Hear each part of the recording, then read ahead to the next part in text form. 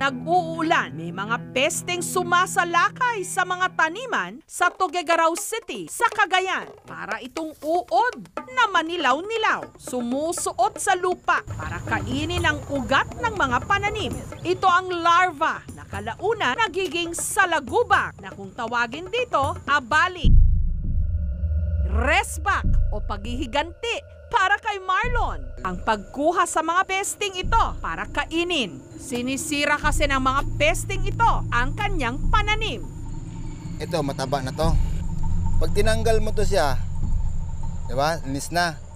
Pag pinisil mo to, yan ang parang aligi. Binungkal niya muna ang lupa gamit ang piko. Ang mga abali na nagtatago sa lupa, isa-isa niyang kinuha at inilagay sa timba. Mahirap kasi magbungkal, ma'am. Lalo na ganito, pa isa-isa. Mahirap. Di ka agad makakarami. Tapos umuulan pa. Pwede na to.